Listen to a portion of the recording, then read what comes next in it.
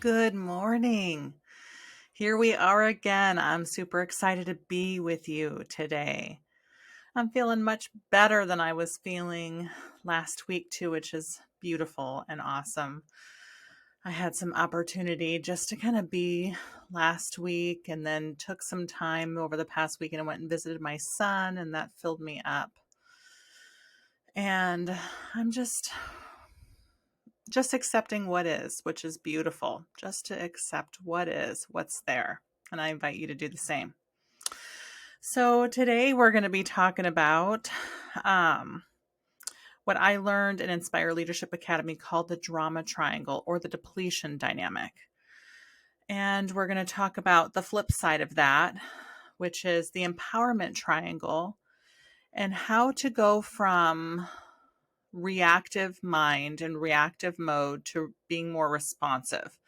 And when we choose to be more responsive in life and let go of reaction, we'll create more long-term positive solutions, which I think is what we're all trying to go for, right? We're all wanting to create more long-term positive solutions in our life.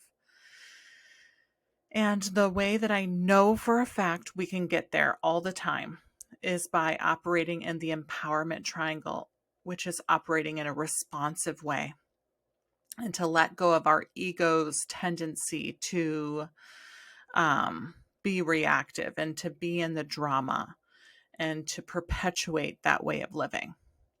And so we've talked a little bit about the drama triangle in the past. And so I want to just talk about that again, and then we'll just kind of see where this takes us. So drama triangle consists of three things.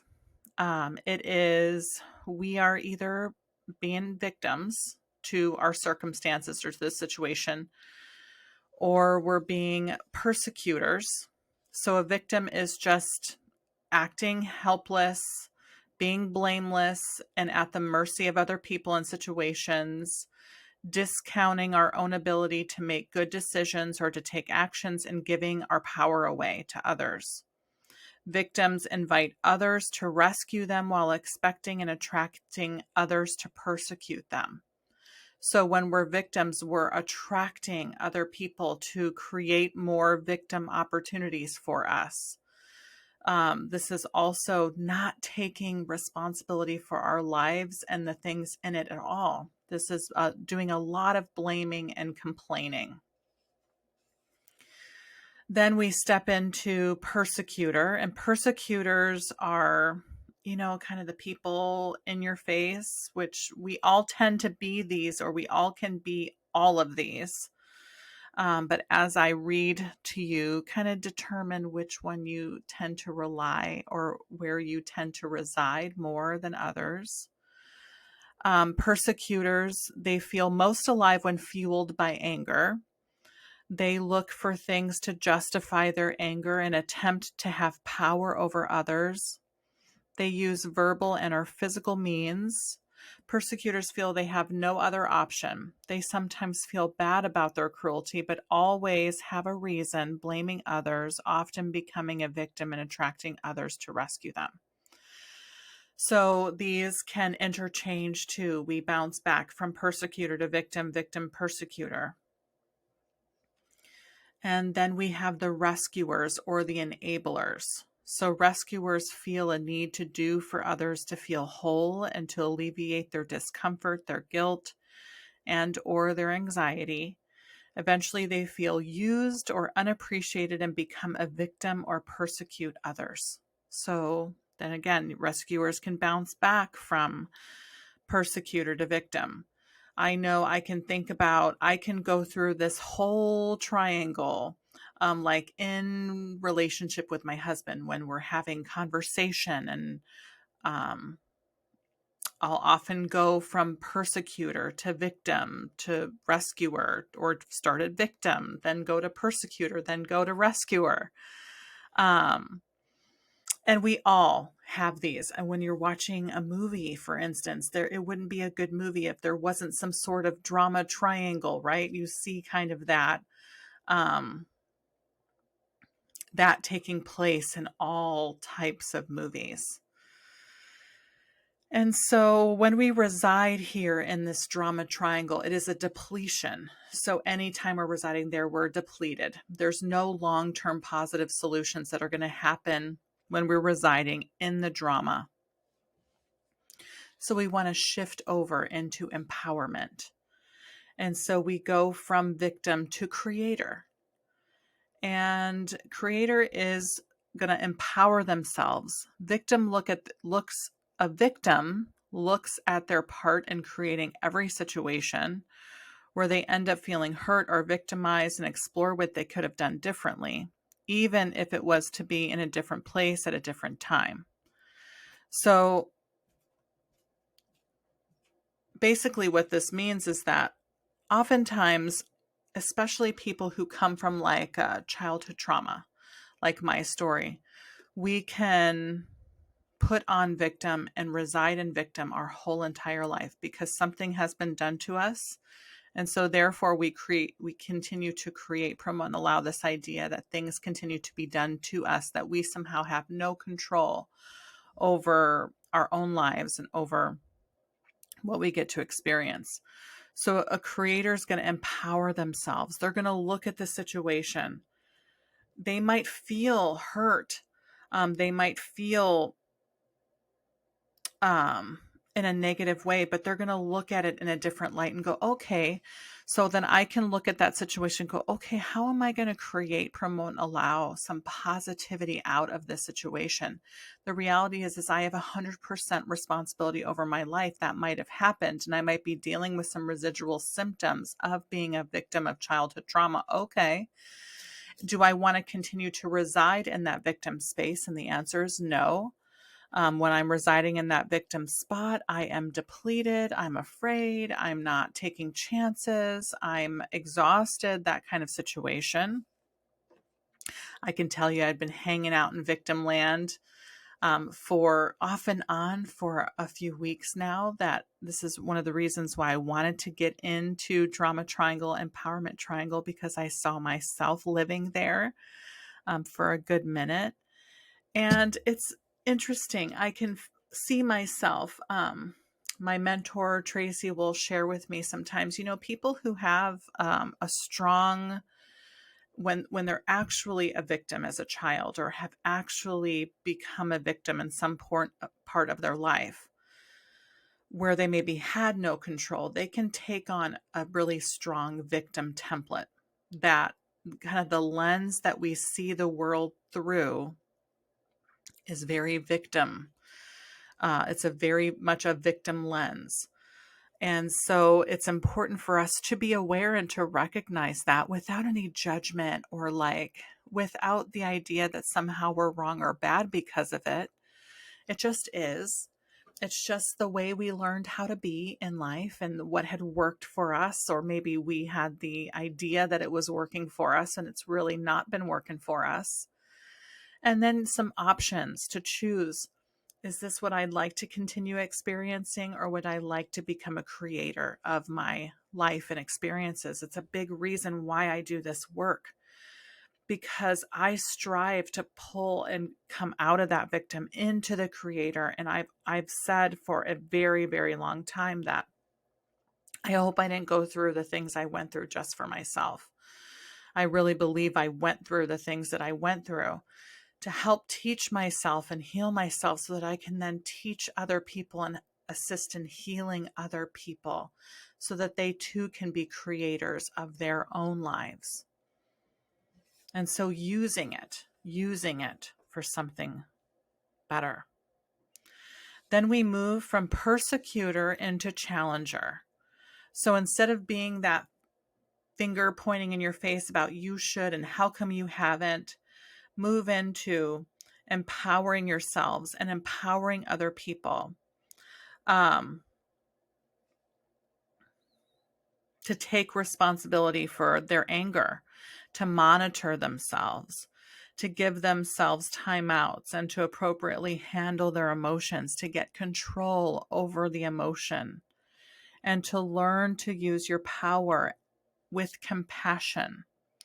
Instead of being feared like a persecutor wants to be feared, shift into operating and doing behaviors that allow you to be respected. An affirmation for this would be, I am responsible for what I do with my feelings, and I act in ways that I'm proud of.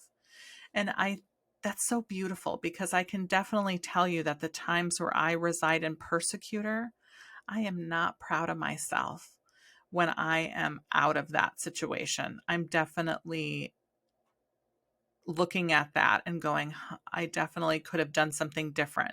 I tend to see when I'm operating in persecutor mode, I tend to see almost like where I've crushed somebody's spirit, or you see where you just kind of take the wind out of their sails and deplete them and make them feel bad. And that is not where we want to reside. We want to reside in that challenger that says, I see you and I see the ways that you're hiding the beauty of yourself. And this is what I'd love to experience from you instead. Are you willing to do that?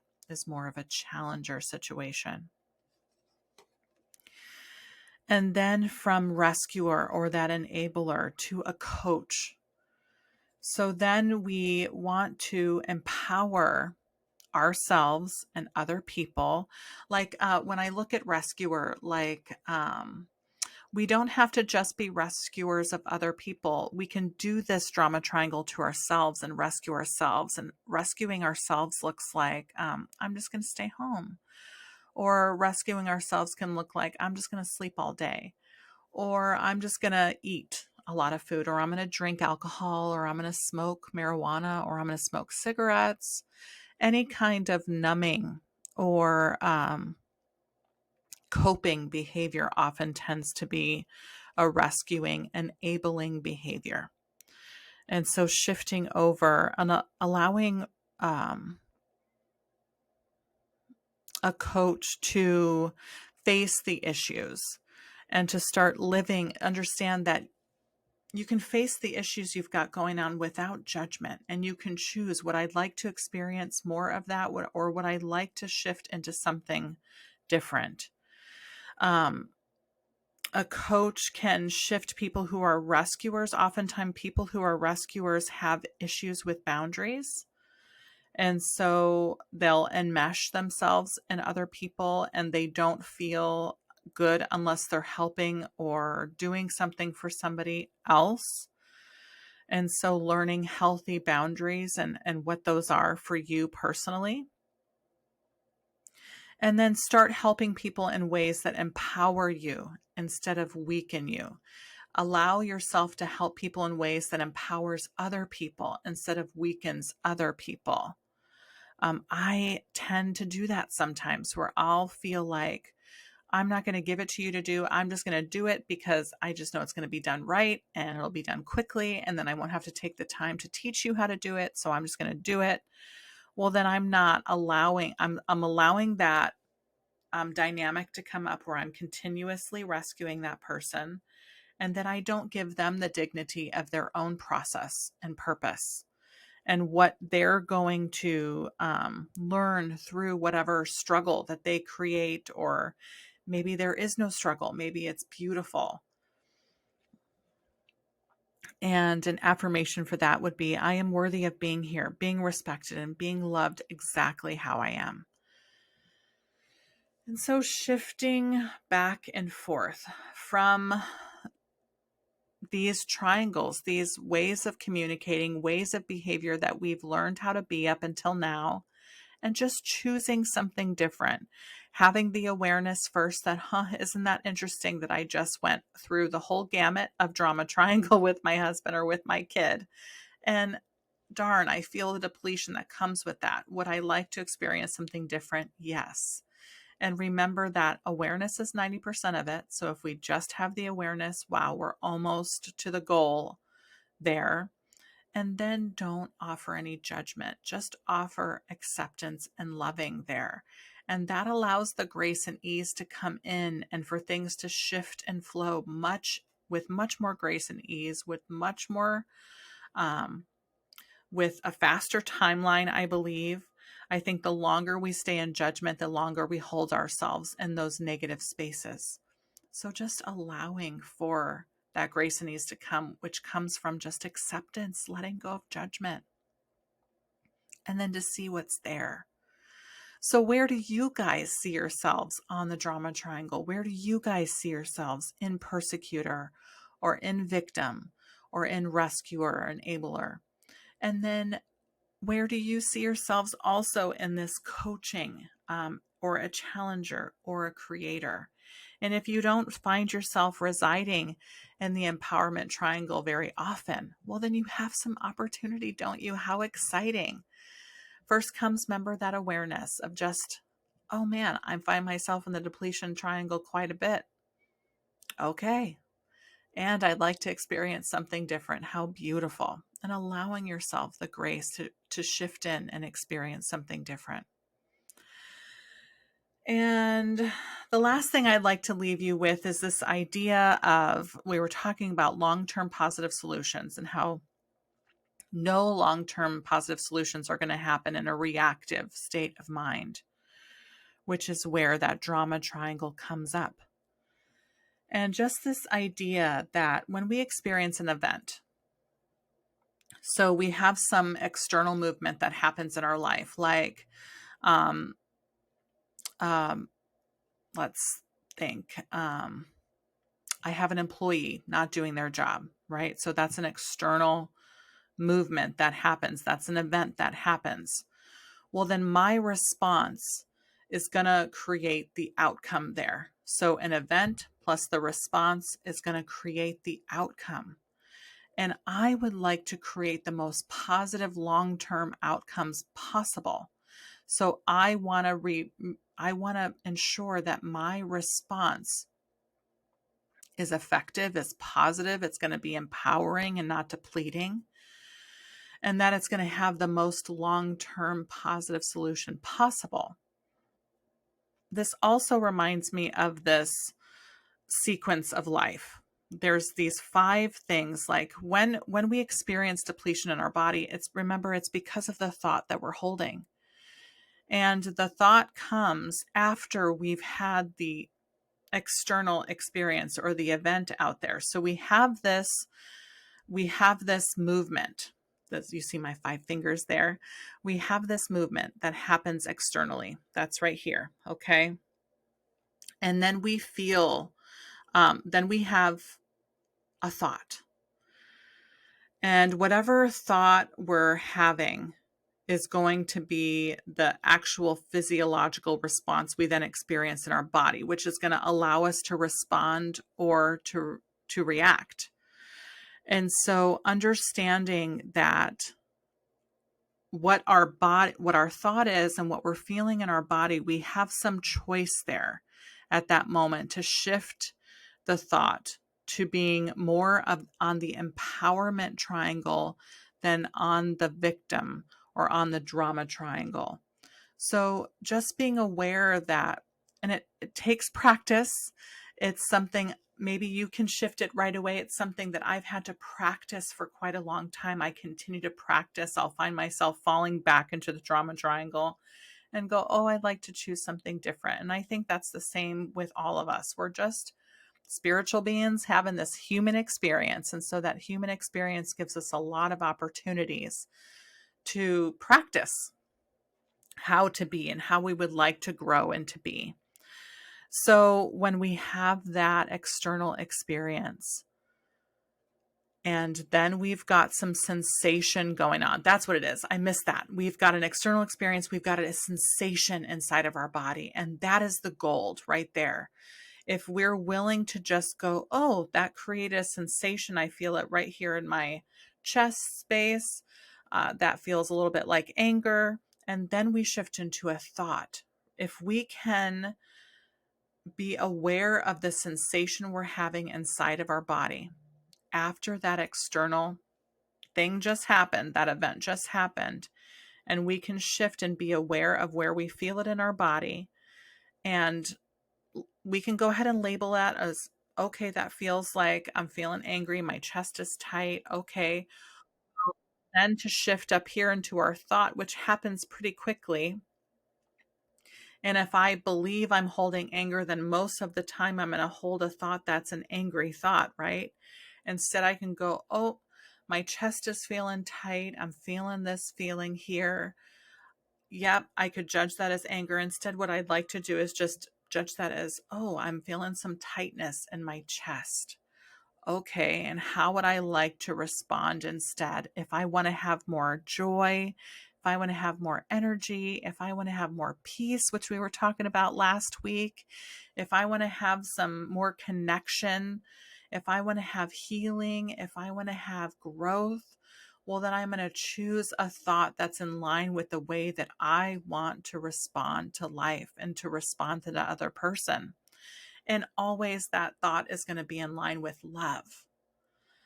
And so I can choose, okay, well, that person is doing the very best they can with the tools and resources they have up until now. So am I. We're going to choose love here. Okay. Then that feels very different in my body. That feels really light inside of my body. That feels like I have a lot more energy to then dig into more resources and more tools that I have to help guide me through whatever that external experience is there to teach and grow in me. That's the thing. Like, as I've resided in victim a lot, a lot, I have hung out in victim land most of my life. It is just over the last 5 or so years where I've gotten some freedom here. And so it really does feel like things are happening to you and things are against you and life in general is against you. And that really is just not the case. It's just the thoughts we hold that continues to perpetuate that victim land from showing up. And so we have, and it's so miraculous to me to think that we have the power to shift our lives in this moment right now. It doesn't matter what's happened up until now. All that matters is right now and the thoughts that I'm going to choose right now. It doesn't matter. Like, even if situations can't change right now, something that I'm thinking about is like being overweight. I can change my thought about that and I can begin to believe more empowering and right, my weight's not going to just slough right off of me right now. And so some people then tend to just get right back into that victim land. Oh, I'm overweight and oh, it's going to take me so long. Well, the reality is that if you just continue holding the positive thought and continue shifting back there into that positive thought, the weight will just come off. It's just a matter of time and repeating that behavior over and over and over again. If we can repeat a negative behavior over and over and over again, it's just become more comfortable and more common for us. That's it. It's just become comfortable. And our jobs as we grow and expand our lives and our businesses is to get outside of that comfort zone. And the more you expand the comfort zone, remember, the easier it's going to be to reside in that positive space. And the more comfortable that positivity is going to be, and the more comfortable those positives, the positive empowering thoughts will be. And then we'll just continue expanding. And we're like onions, I have found. Like, you'll pull a layer off and you'll get really good at being positive in this one place or this one area. And then you'll have expanded that comfort zone. And then all of a sudden you'll have some awareness that comes from that underlying layer that says, okay, this layer is off. Well, here's something else. It's something that I've sometimes have complained about, like, oh man, I've done so much work and here I am having to do some more work. And there I was residing in that victim land that says, oh, I've done all this and now I've got to do more. Well, yeah, girl, you got to do more. And how exciting that I'm 41 years old and I get to unravel myself and take off the layers of victim and off the layers of persecution and off the layers of enabler and be able to see what's underneath there and continue to work that process and continue to flesh that out and to heal myself and to heal others. And ultimately that heals the world. So I am excited to share this beautiful tool that has really helped guide me in so many things and continues to help guide me. And I hope it does for you too. So, my friends, I am excited. Next month, we're going to be in March, and I'm going to be I'm hoping to actually interview a couple people next week on my podcast or next month on my podcast. So, pop back. You'll see me. I'll be here every week. I am back feeling better and excited to be connecting with you guys once a week. So come hang with me. I'm not quite sure when my interview will come out, but hopefully sometime in March. I'll keep you posted on that. Keep going. You can find me on YouTube, LeadHerShip with Jen Majors. You can find me on my website, jenmajors.com. You can find me anywhere podcasts are played, even on Spotify. I think that's very cool. Oh, and Audible. I'll just remind you, you can find me there as well. Thank you, my friends, and I hope that you are blessed and have a really beautiful week coming up.